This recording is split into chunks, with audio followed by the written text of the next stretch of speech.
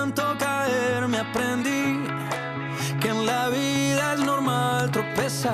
Hola, hola, muy buenas tardes. Gracias por acompañarnos. Seguimos con la programación de Ecuador TV. En este caso, pues llegó el momento, la hora de información sobre temas de salud, acá con su programa favorito. Doctor 7. Eso, bienvenidos a una semana dura, a un pupo de semana bastante difícil en realidad, en la cual conminamos muchísimo a las personas a tener mucha empatía, no solamente por la situación actual de los incendios, sino todo el cambio a nivel de la parte climática, no solamente con la parte humana, sino también con la parte animal, con la parte veterinaria, con la parte de los animalitos, no solamente los domésticos, sino también los silvestres que están en este momento sufriendo las consecuencias fatales, lesivas de una inconsciencia humana que no se entiende por ningún grado definitivamente de dañar masivamente a la gente, mi querida Lari. Así es, mi doc. Por eso es que durante estos primeros de 15 a 20 minutos hablaremos sobre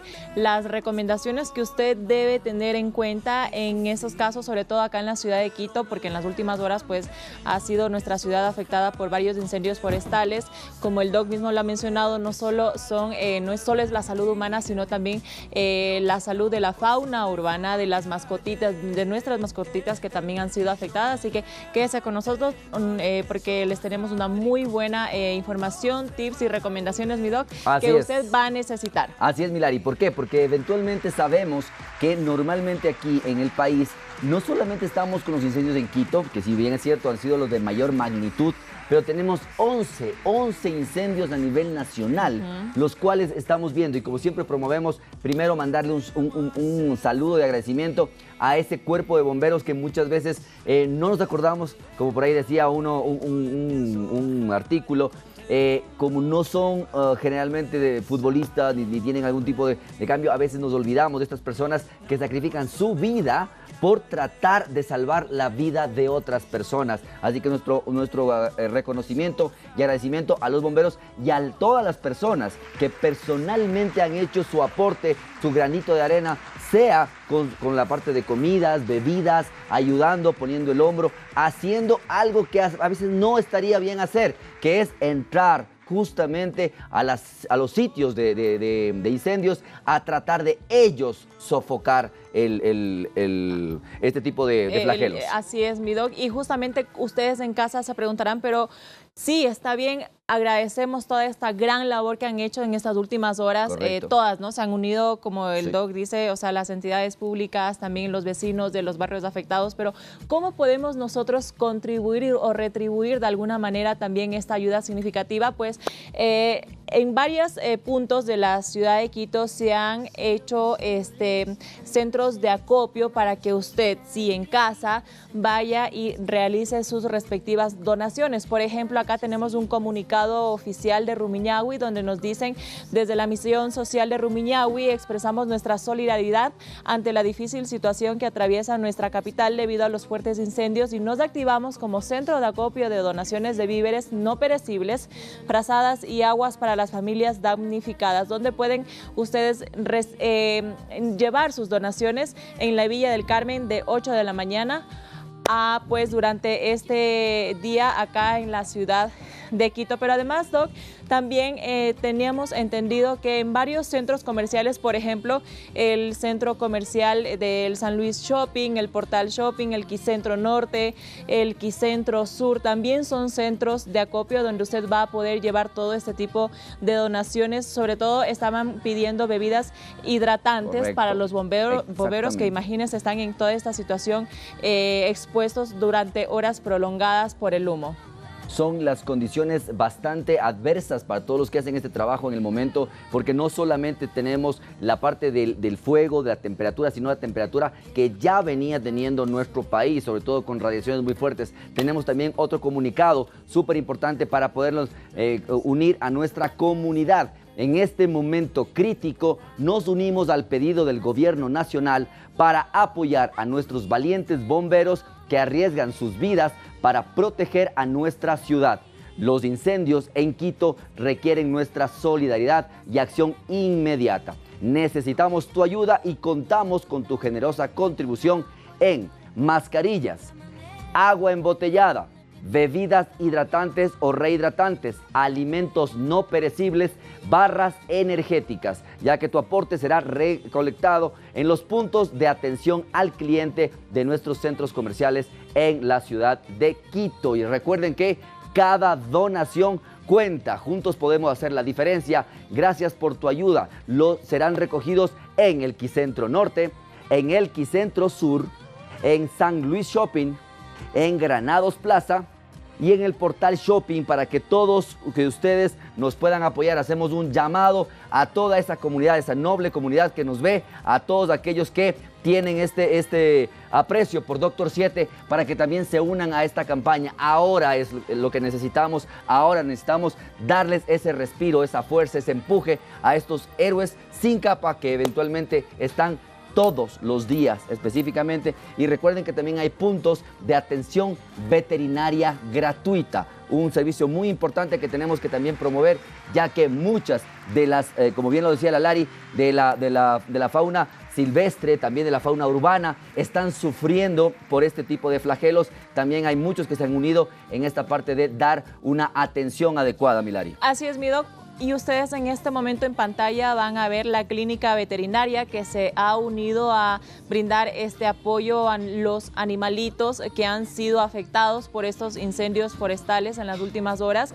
Ahí estamos viendo la clínica veterinaria Dávila, es la que se une. Hágale una foto, una captura, anote el número de teléfono si usted o a su casa ha llegado algún pues animalito silvestre afectado, mi doc. Tenía entendido, según un comunicado del Cuerpo de Bomberos de la ciudad de Quito, en que han sido afectados o se han encontrado, por ejemplo, armadillos. Correcto. O sea, varios tipos de animales silvestres. Hay varias que se encontraban en la zona silvestres. Y claro, muchas personas decimos, no, es que no sabemos qué hacer. Específicamente la recomendación, la indicación, que ya probablemente nos conectemos con nuestro especialista en este tipo de manejos, pero que eventualmente, si usted en primera instancia lo que nos han advertido es: si usted encuentra uno de estos animalitos, no sabe cómo tratarlos, cójalos, envuélvalos con alguna frazada húmeda, pónganles en un cartoncito que tenga huequitos para que pueda tener una respiración, y lo más pronto posible difiéralos, llévelos a los centros de atención veterinaria que están ayudando en este tipo de eventos. Así es, mi doc, y una información muy importante es que en la mañana también salieron comunicados, por ejemplo, de estudiantes de la Facultad de Veterinaria de la Universidad Central, que Correcto. Allá también pueden acercarse con los animalitos afectados, o los estudiantes de la Universidad de San Francisco de Quito, que Correcto. también tienen su hospital veterinario. Ellos también se han unido a esta parte, pues, de brindar apoyo en esta época o en esta etapa de incendios forestales. Además, en la mañana escuchamos sobre qué hacer, por ejemplo, cómo ayudar, por ejemplo, a los pajaritos en las zonas afectadas, acá en la González Suárez, en el sector de la Bellavista, o en el barrio Bolaños, que han sido los más afectados desde la tarde de ayer. Es colocar agua en las terrazas para que los pajaritos o las aves que puedan volar, pues se acerquen, se hidraten y puedan seguir recuperándose. Son pequeños gestos que de alguna manera, créame que ayuda a contribuir un montón esta causa. De alguna manera, Milari, hay que revertir toda esa energía no adecuada que produce solamente la sensación de pensar de que alguien o algo pueda estar generando algún tipo de daño, no solamente a un cierto parte de la ciudad, sino que esto afecta al ecosistema completo de lo que nosotros hablamos cuando hablamos de salud integral, y aquí lo hemos hecho. Solamente ponerse en los zapatos de las personas que están viviendo este tipo de flagelo, de las horas que no han tenido para descansar. Un saludo muy, muy, muy fraterno a David Carrasco, a Niquita Proaño, a su hija, a todos sus familiares que son pacientes nuestros de Inmedinter y que los hemos visto el día de hoy por este tipo de secuelas después de estar ellos luchando contra el flagelo, las personas cercanas a ellos, sus vecinos uniéndose. Hay personas que lo han perdido todo, entonces no es solamente se quemó y ya, no, son muchas personas afectadas desde el punto de vista emocional, anímico, que necesitan nuestro apoyo, van a necesitar inclusive acogida muchas de ellas, así que la idea de esto es formar una cadena de favores en la cual tratemos, como les digo, revertir este tipo de atrocidades que se produce no solamente con la naturaleza, sino con cada uno de los que vivimos, porque más de uno, mi querida Lari, debe estar sintiendo el olor a humo, debe estar sintiendo la irritación en los ojos, debe estar sintiendo la dificultad para respirar adecuadamente. Ya conversaremos de eso en un momento más, mi Lari. Mi Doc, y justamente hablando sobre la calidad del aire que estamos teniendo en este momento acá en la ciudad de Quito, les cuento, bueno, no sé si sabían que acá en nuestra ciudad existe un tipo de herramienta de monitoreo que se llama el Índice Quiteño de la Calidad de Aire y se cuenta con 6 etapas. Correcto. La deseable, aceptable, precaución, alerta, alarma y emergencia es cuando definitivamente ya no se puede respirar. Así es. Y hasta ayer miércoles, durante el día, la ciudad de Quito estuvo en la categoría de precaución, es decir, en la mitad. Correcto. Así que alerta también con eso, porque no es que significa que no estamos en la zona afectada, es exactamente. no podamos tener problemas respiratorios. Es muy importante lo que acaba de decir Milari, porque este tipo de categoría nos permite zonificar cuáles son las áreas que están con mayor riesgo de producir un aire inaceptable, completamente nocivo, y en esas personas que están de buen corazón, como nosotros decimos, haciendo un trabajo sobrehumano. Va a haber consecuencias, va a haber repercusiones y tenemos que estar dispuestos y debemos estar preparados para atender a esas personas. Y justamente mi Doctor 7 siempre está preparado para que usted prevenga este tipo, por ejemplo, en este caso de afecciones respiratorias por esto de la calidad del aire, así que le hemos preparado un reportaje para que usted tome en cuenta las precauciones que se debe tener si es que va a salir de casa o qué hacer en estos casos. Correcto.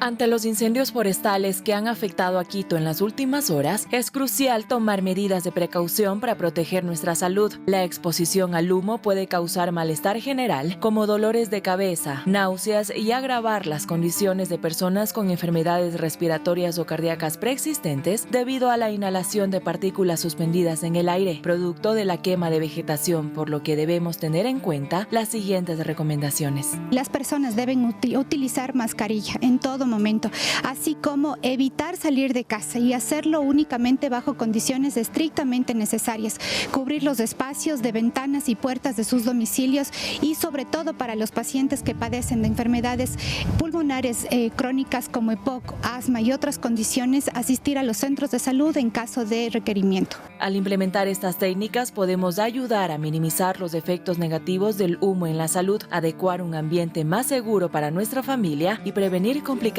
mayores.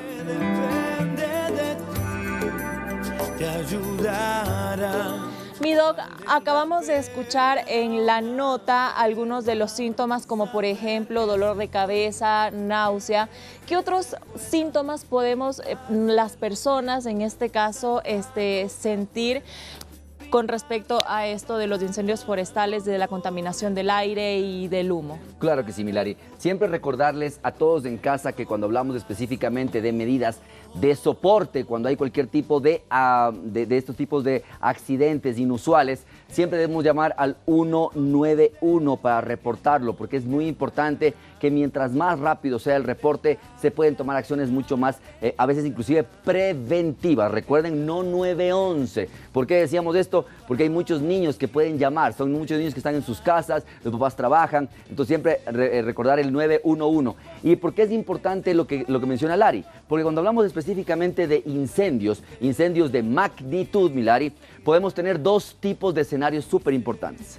¿Cómo cuáles? El primero, si es que estamos hablando síntomas y signos sobre las lesiones causadas por fuego y causadas por humo específicamente.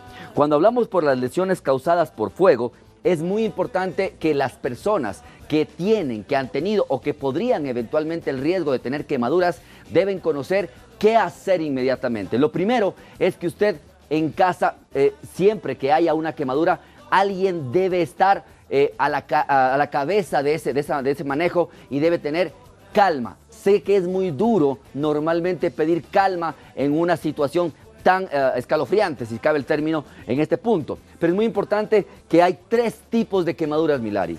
Generalmente la quemadura de grado 1 son aquellas lesiones solamente de la capa superficial de la piel, en la cual se pone roja, se pone caliente, es muy dolorosa generalmente, a veces no llega ni siquiera a ampollar. ¿Qué es lo que hay que hacer? Aplicar rápidamente algún tipo de paño frío, con agua fría, con agua corriente fría, para evitar la mayor quemadura adicional No ponga aceite de cocina, no ponga pasta de dientes, no ponga vinagre, no ponga nada extra que no sea esta parte del frío local, agua corriendo fría, algún tipo de crema humectante si usted quiere, y también siempre poner una frazada o poner algún tipo de vendaje limpio. Va a ser muy importante para este tipo de quemaduras que normalmente los van a tener las personas muy cercanas a las áreas de fuego o que han estado participando en el rescate. Pero tampoco, por ejemplo, mi dog, imagino que ir al otro lado y exponerles hielo, porque esto podría provocar a que la quemadura... Muchas gracias, Milari, por esa aclaración. No hielo por quemadura por hielo o por quemadura por frío, sino más bien es agua corriente, agua friecita, algo que agua de la llave. Disminuir, exactamente, que pueda disminuir la lesión térmica local. Las quemaduras de segundo grado son de dos tipos, las superficiales y las profundas. Generalmente las superficiales ya toman un poco de piel y un poco del tejido que está debajo de la piel. Generalmente hacen ampollas, por ejemplo, y son también dolorosas. Estas de preferencia, por favor, lo mismo.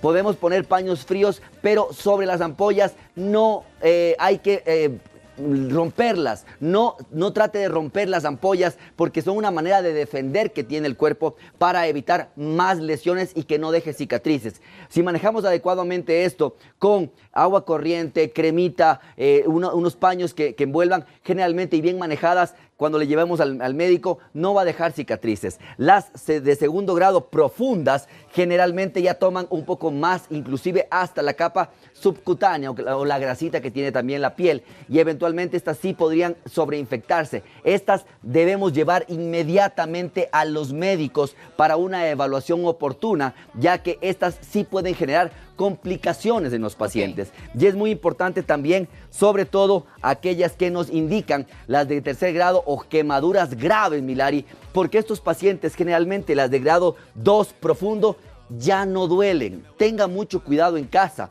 porque eventualmente dicen, no, pero no le llevé porque sí estaba más o menos la quemadura, pero no le dolía. Claro, el problema es que por la profundidad, la grado 2 y la grado 3 terminan quemando las terminaciones nerviosas de la piel y ya no hay la sensación de dolor. Pero esto es uno de los signos de gravedad. Si una quemadura no le arde, no le duele, no le incomoda, esta debería ser más bien un llamado de atención para volar lo más pronto posible donde los médicos, Milari, cuando hablamos de quemaduras. Perfecto, mi doc. ¿Le parece si le pausamos ahorita en esta parte en cuanto a las recomendaciones de la salud que debemos tener en cuenta para nuestra familia? Porque también, mi doc, es igual de importante la salud de la fauna silvestre o en este caso de nuestras mascotas, las mascotas que han sido afectadas durante estos incendios. Para eso es que justamente tenemos al doc Arturo Caviedes, que es nuestro médico veterinario de Doctor 7, que nos va a dar las recomendaciones que usted necesita saber sobre qué hacer en estos casos, mi doc, por si nuestros animalitos sufren quemaduras o si nos encontramos con algún animal de fauna silvestre. De fauna silvestre. Correcto. Para ver cuáles son los primeros auxilios que les debemos dar. Así que, hola mi doc, ¿cómo está? Buenas tardes. Aunque sea a la distancia, un saludo Lari, un saludo Carlitos. Y sí, tuvimos que entrar un poquito al aire porque este tema es bastante crítico y nos está afectando a las personas y a los animalitos. Y actualmente la gente, por querer ayudar a los animalitos, estamos haciendo cosas un poquito erróneas. Los cuidados principales vendrían a ser las mismas recomendaciones que está haciendo Carlitos en este momento. Es la misma lógica que ustedes están viendo ahorita en el programa, de las quemaduras, de la profundidad, de si es que hay dolor o no hay dolor, si es que cómo limpiar una herida quemada. Todo lo que nos está indicando Carlitos se aplica en nuestros animalitos. Eso no cambia. Lo que sí cambia es que debemos tener mucho cuidado con el manejo del animal. Diferenciar si es que es un animalito silvestre o es un animalito doméstico. Esto va a hacer una gran diferencia. porque el silvestre va a querer defenderse, va a querer atacarte. Por lo tanto, lo más recomendable en este caso no es que tú vayas y lo captures inmediatamente, sino que primero notifiques e identifiques qué animal es. Por ejemplo, en esta zona donde fue el incendio, tenemos zarigüeyas, tenemos mirlos, tenemos cierto tipo de buitres, tenemos también gallinazos, sería en el caso, tenemos algún tipo de serpientes, también hay algún tipo de anfibios. Mucha fauna silvestre se ha visto afectada. En estos casos, lo más recomendable que es, primero, tapar con una manta al animalito que le encontramos, verificar si es que está con vida primero y verificar si es que nos puede hacer algún tipo de daño. E inmediatamente llamar a la institución. Si son silvestres, en este caso, ¿quiénes son los que están siendo encargados? El Ministerio de Ambiente y también el Fondo Tueri de la Universidad San Francisco. Ellos están acogiendo a todos estos animalitos silvestres. Un error va a ser que tú le dejes en la casa al animalito y trates tú cuidarle por tu propia cuenta, porque esto va a causar mayor problema. Limpiar las heridas, no le trates de limpiar las heridas tú en casa, porque esto va a provocar que pueda defenderse. Puede ser que el animalito se asuste o empeores del cuadro. Lo mejor con animales, llévalo inmediatamente, animales silvestres, llévalo inmediatamente a estos centros donde los están recibiendo, o también informa a los bomberos. Los bomberos se encuentran capacitados para poder saber cómo salvar la vida de estos animalitos. De ser el caso de un animalito doméstico, ejemplo, caballos, ejemplo, perros, gatos, gallinas, todos estos animalitos que sí han tenido contacto con el ser humano, lo que debemos realizar es, si es que son perros y gatos, llamar a la UBA, a la Unidad de Bienestar Animal. Ellos son los únicos responsables de forma legal para poder ayudarte con el animalito. En este caso, dependiendo el nivel de aceptación o de miedo que tenga el animalito, podemos empezar a hacer las limpiezas de la herida, proteger la herida, hidratar al animal, importantísimo, dar mucha agua, pero de ahí ponernos nosotros a cuidar la herida como tal no es tan recomendable. ¿Cuáles son las zonas más afectadas? Las patitas, y también han presentado quemaduras a nivel del tren posterior, de las patitas, porque el pelo se quema o las plumas se queman. Ay. Y eso ayuda a que los animales se quemen más rápido. Ahí, mi doc, por ejemplo, en redes sociales también se vio el caso de un perrito que fue afectado por estos incendios acá en el sector de Guápulo. ¿Cuál sería el primer paso que uno como tutor, o bueno, en este caso la primera persona que se lo encontró, qué recomendaciones deberíamos tomarlas para actuar durante estas emergencias? Por ejemplo, del perrito que se le veía en las fotos, ¿no? Que no tenía nada de pelitos y que incluso creo que la piel de la patita estaba totalmente lastimada y quemada. Correcto. En este caso, primero es proteger la herida. Tenemos que ver si el animal está, primero ver si es que el animal necesita primeros auxilios. Si es que el animal está respirando, está consciente de lo que está pasando, vamos a proceder a hidratarlo. Es importante mantener hidratado al animalito. La herida hay que analizar si es que la herida es muy grave, si es que el animalito presenta dolor, si es que nos quiere morder o no.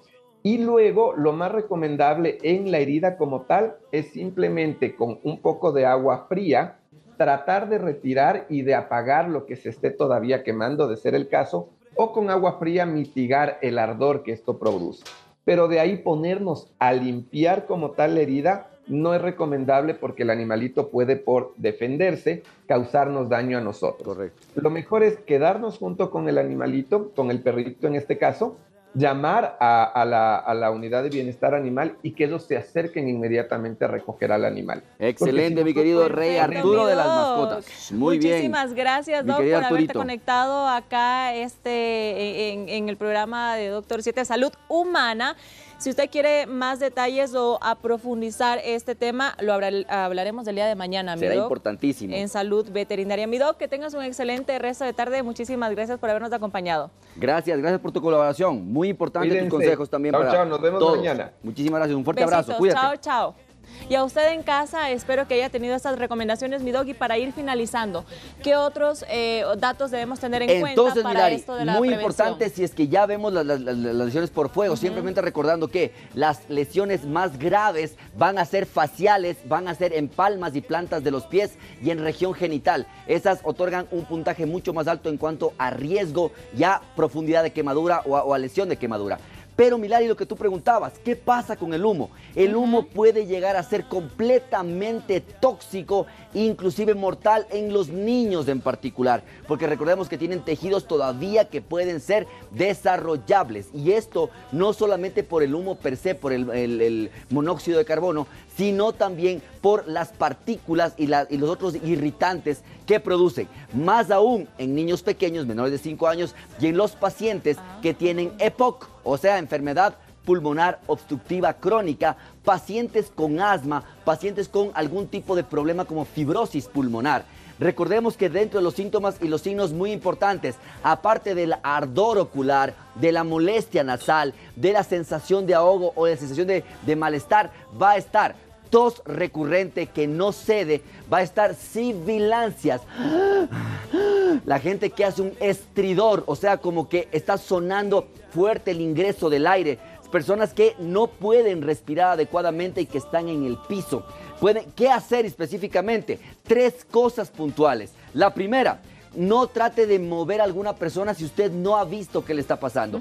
Pero si usted ha visto que está siendo producto de la parte del humo, lo que hay que hacer es mover a esa persona a un ambiente más ventilado y seguro, donde corra viento, donde corra aire. Segundo, la posición de recuperación para los pacientes conscientes con dificultad respiratoria es sentarlos, tratar de que tengan una expansibilidad torácica adecuada, que puedan respirar. Las personas que estén al lado, por favor, que se retiren porque necesitan respirar, darle aire, darle ventilación. Pero, y lo más importante, no esperar. Si tienen antecedentes de asma, si tienen antecedentes de POC, si tienen antecedentes de fibrosis pulmonar, si su niño ha tenido broncoespasmos, algún tipo de laringotraqueitis reciente, llévelo prontamente a la evaluación para que no ceda. Recuerden que estas lesiones pueden ser progresivas. Y lo último, si usted nota que alguna persona que ha estado en este tipo de eventos pierde el estado de alerta, podría empezar la RCP o la resucitación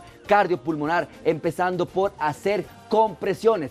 Probablemente no la ventilación, no la respiración boca a boca, pero las compresiones hasta que alguien pueda acudir. Así que esto es, Milari, lo que deberíamos hacer probablemente en este tipo de eventos. Perfecto, mi Doggy. Si usted recién se está uniendo a Doctor 7, aunque lo dudo, ya sabe que este y todos los programas los puede encontrar en nuestra página de YouTube. Va y pone Ecuador TV, Doctor 7, y ahí los va a encontrar completitos. Con esto nos vamos a una pequeña pausa, mi Claro Doc, que sí, Milagro. y ya volvemos con más de su programa de salud favorito. ¿Cuál es? Doctor 7.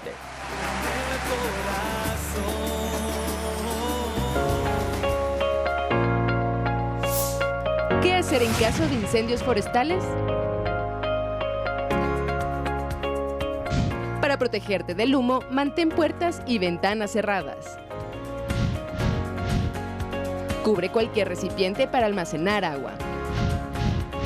Utiliza mascarillas si vas a salir de casa.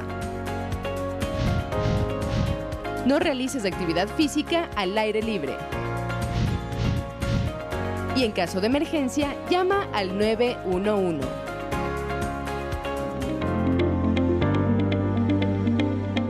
Cuando el estómago está vacío, el intestino produce una hormona llamada grelina, conocida como la hormona del hambre. Esta hormona viaja a través del torrente sanguíneo hasta el cerebro, desencadenando la sensación de hambre y alertando al cuerpo para que busque comida.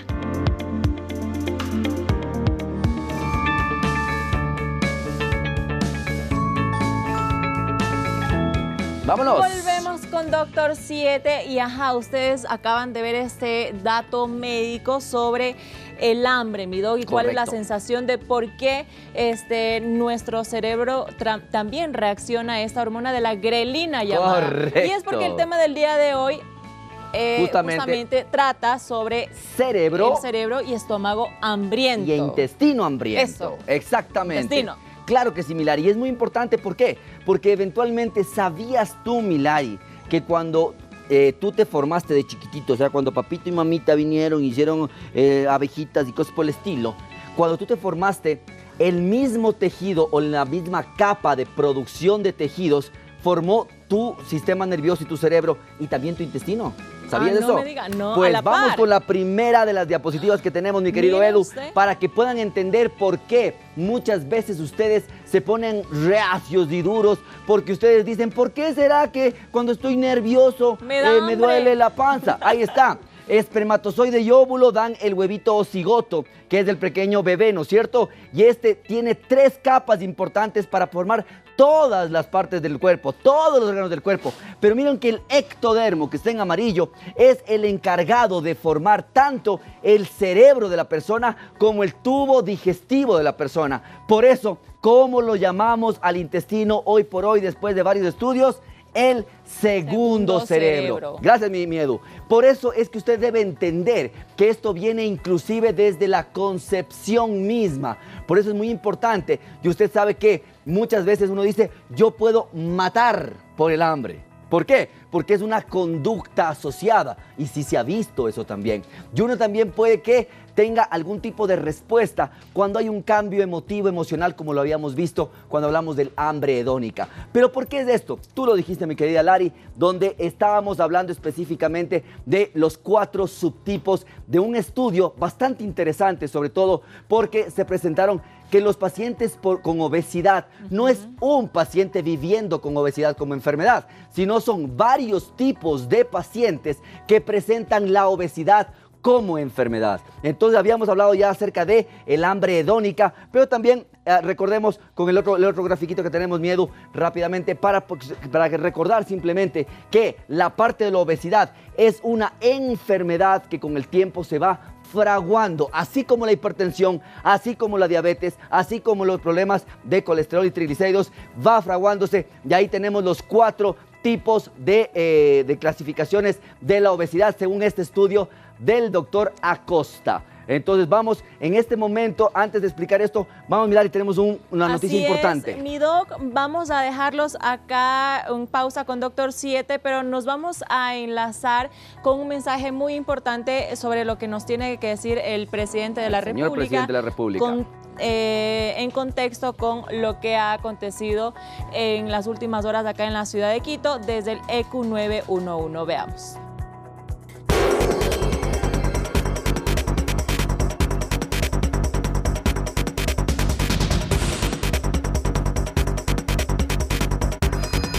Buenas tardes con todos. Lamentablemente esta reunión, en esta ocasión extraordinaria, es por una desgracia que estamos viviendo. Una desgracia que estamos viviendo como país entero. No como gobierno, no como municipio, sino como país. Estamos sufriendo como ecuatorianos una terrible sequía, así mismo como estos incendios que afectan a la vida de los quiteños, a la vida de los ecuatorianos. He decidido regresar porque lo importante es la gente, lo importante son las personas. Y por eso fuimos elegidos y por eso entramos en política. No entramos en política por poder, entramos en política para poder ayudar. Así que empecemos la reunión. Por favor, empecemos con Secretaría de Riesgo y con agradecemos también para que nos den pues, una visión general de cómo están las cosas. Agradecemos a los señores de la prensa por su presencia el día de hoy.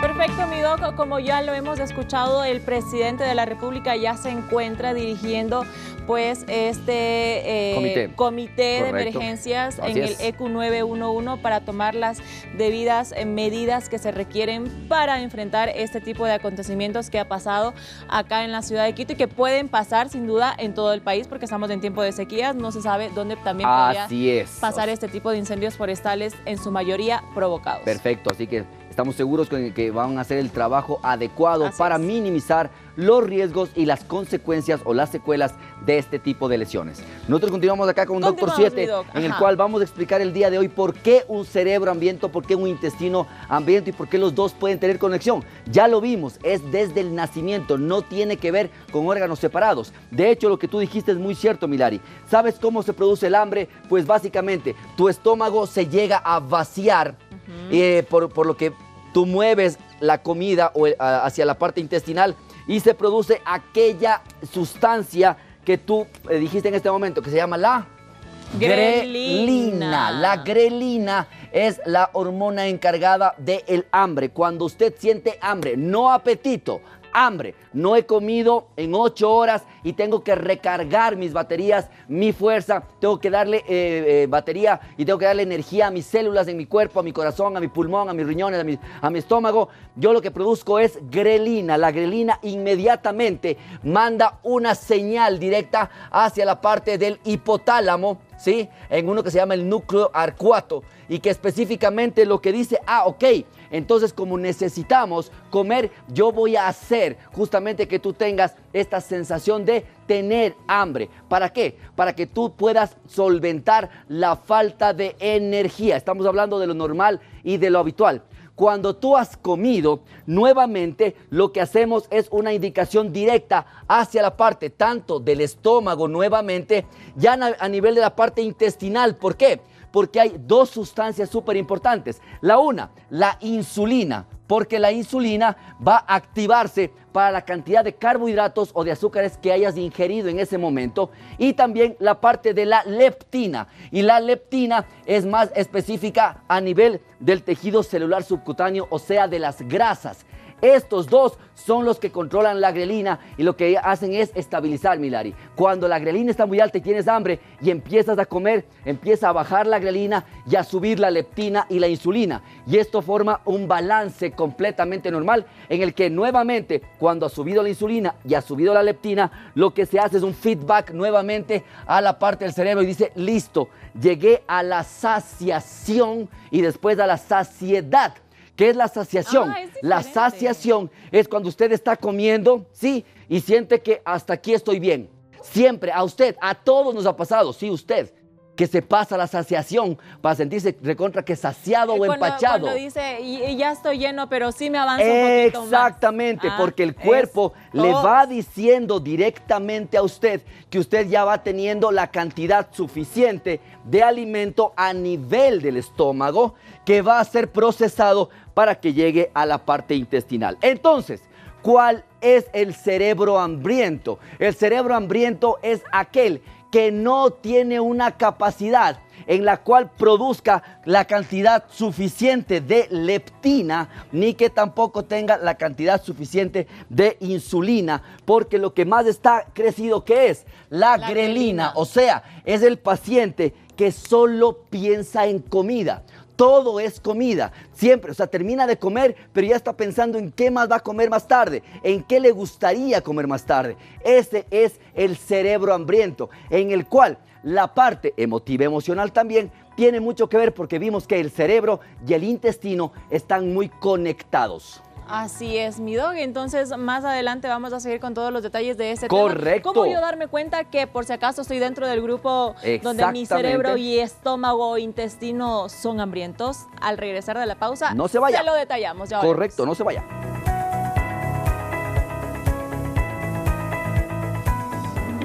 ¿Sabías que aunque el cerebro solo representa el 2% del peso corporal, consume aproximadamente el 20% de la energía total del cuerpo? Cuando el intestino está hambriento y los niveles de glucosa en la sangre disminuyen, el cerebro puede experimentar una reducción en la capacidad cognitiva, afectando la concentración, el estado de alerta y la toma de decisiones.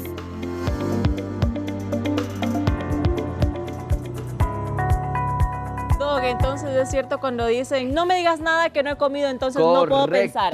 Yo lo que les digo es, por ejemplo, en el caso, compañeros visitadores médicos que sé que nos ven en todas las provincias, no les recibo no es porque no quiera, sino porque no he desayunado y me he puesto medio bestia. ¿Por qué? Porque eventualmente lo que tú dices, ¿cuáles son los síntomas de este paciente que tiene cerebro hambriento? Es aquella persona que aparte de solamente pensar en comida y que todo su mundo gira en cuanto a la comida, aparte de eso, cuando no comen habitualmente o muy frecuentemente, estos pacientes empiezan a tener alteraciones en cuanto a la concentración, en cuanto a la memoria, se ponen irritables al manejo, se ponen groseritos a veces, se ponen un poco incómodos en las situaciones porque solamente están pensando en qué momento llega el break, en qué momento llega el recreo, en qué momento llega la pausa, solamente para ir a consumir. ¿Y qué consumir? El problema es que no piensan en una ensalada, no piensan en una proteína, piensan generalmente en un carbohidrato, en una grasa, en un procesado.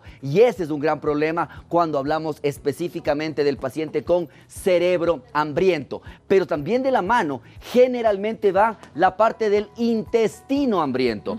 ¿Cuál es este paciente, Milari? En cambio, esto se ve que es mucho más frecuente. El cerebro hambriento es más frecuente en las damas. Generalmente está mucho más asociado a la parte inclusive hormonal femenina. Pero en este caso, el intestino hambriento está más asociado a los caballeros. ¿Por qué? Porque eventualmente en la parte de los masculinos, generalmente la movilidad intestinal está aumentada mucho. ¿Qué significa?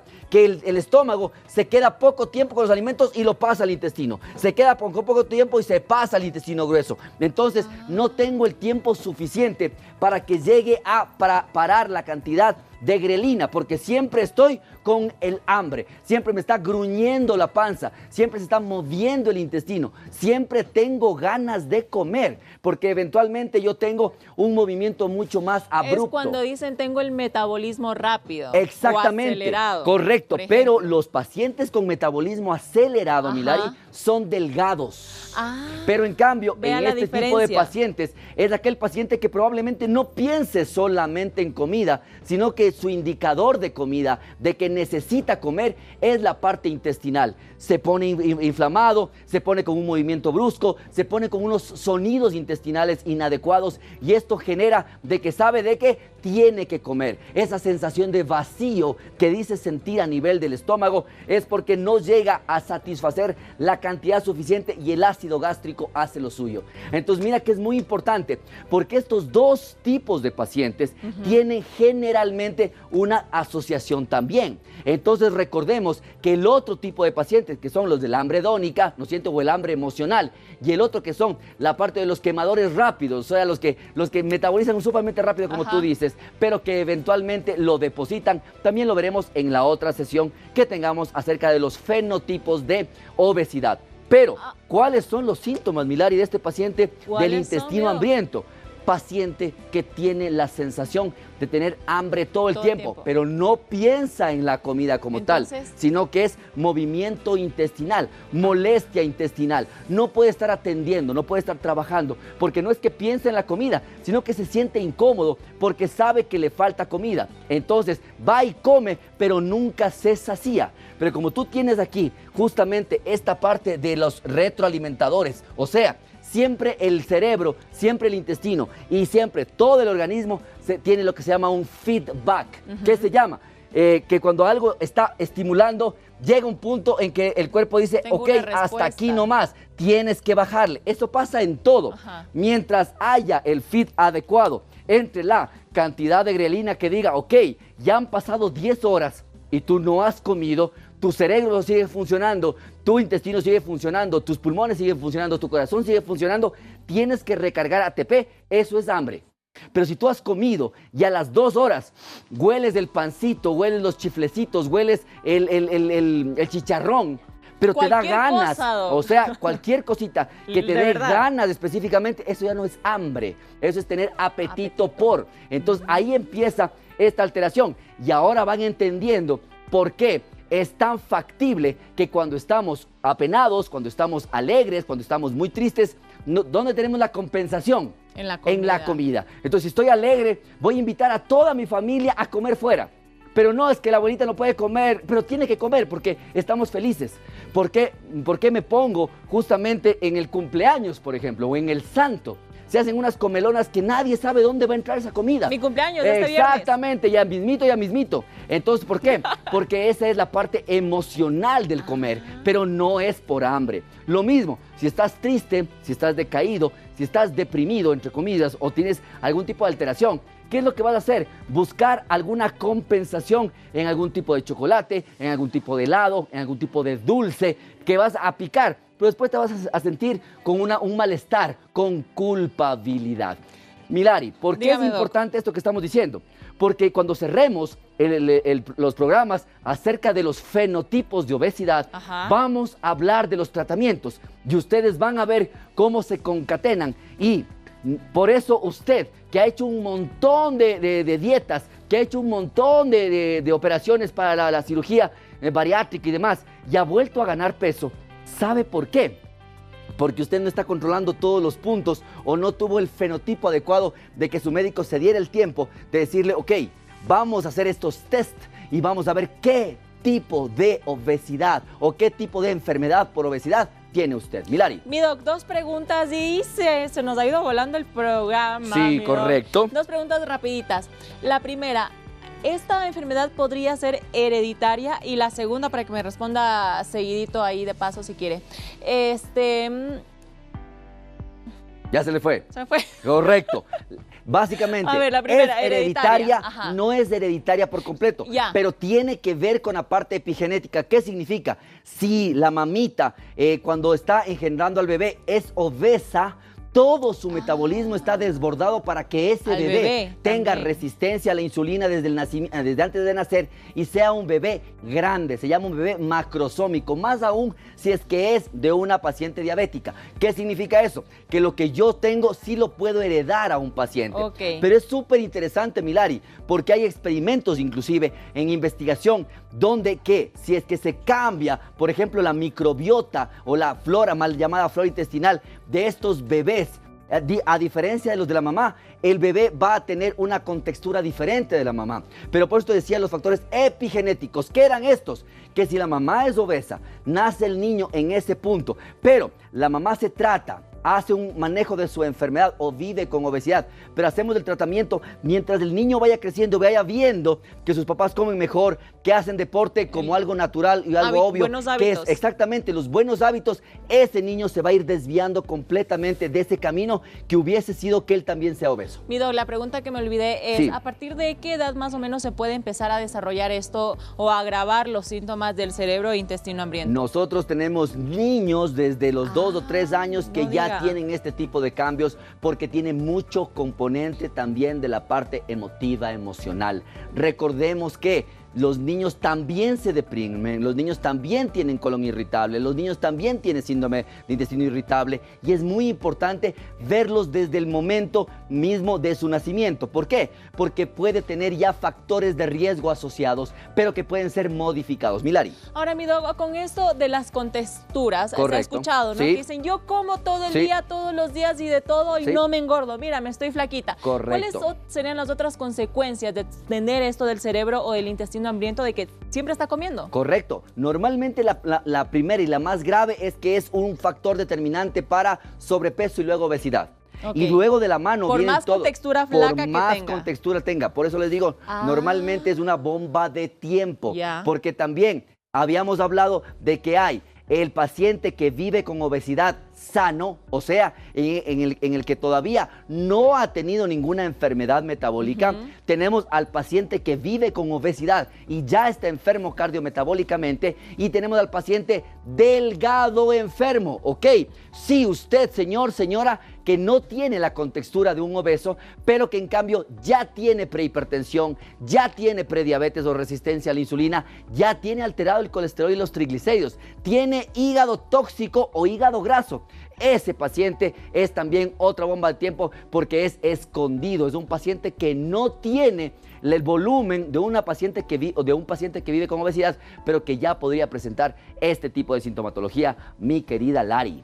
Entonces, perfecto, si tú amigo, entiendes, a tomar en cuenta, cuando hablamos de esto, usted tiene que irse grabando grelina, insulina, leptina. como uno de los asociados a este tipo de cuadros. Y cuando hablemos acerca del tratamiento, vamos a ver por qué es importante que muchas veces usted, señor, señora, que usted que ha invertido un montón de dinero en spas, en medicamentos, se ha inyectado lo que no debe, los masajes se ha tomado reductores, lo que no debe, se ha operado lo que no debía, por simplemente no tener una fenotificación de su enfermedad de la obesidad. ¿Por qué? Porque es muy importante saber qué paciente tenemos para saber con qué le ayudamos. Entonces tenga la bondad, siga viendo nuestros programas. Si usted tiene un familiar cercano que le interese la información, difúndalo, denle un like a nuestro canal también de YouTube de Ecuador TV y por favor, pásele el link porque vamos a estar hablando subsecuentemente de estos fenotipos de la obesidad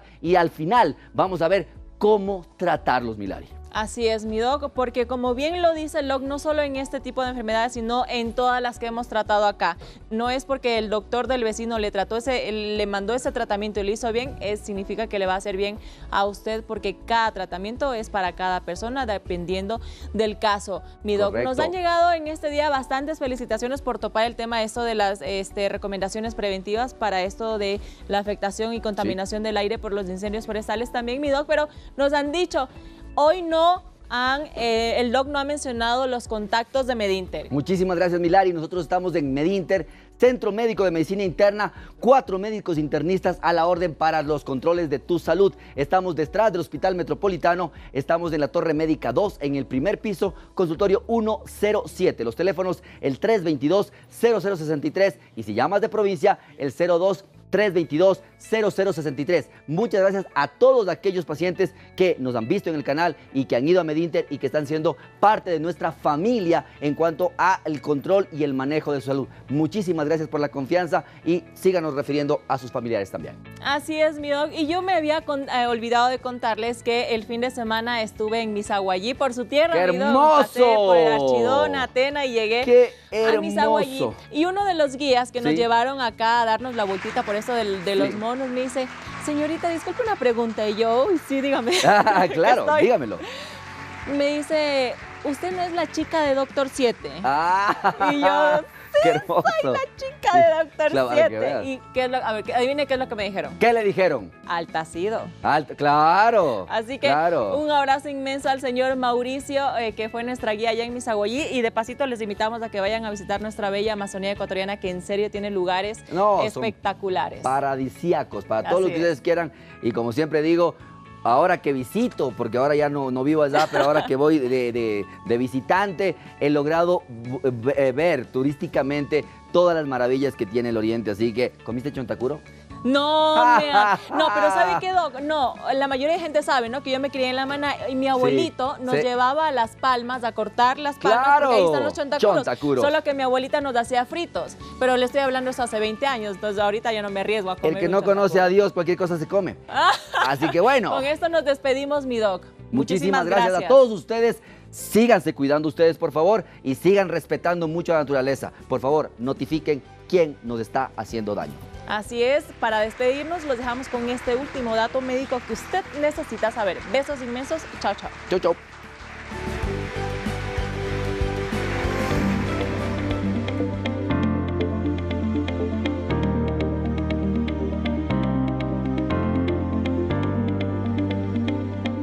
Un intestino hambriento podría afectar no solo el apetito, sino también las emociones, debido a que el intestino produce cerca del 90% de serotonina en nuestro cuerpo, el neurotransmisor que regula el estado de ánimo.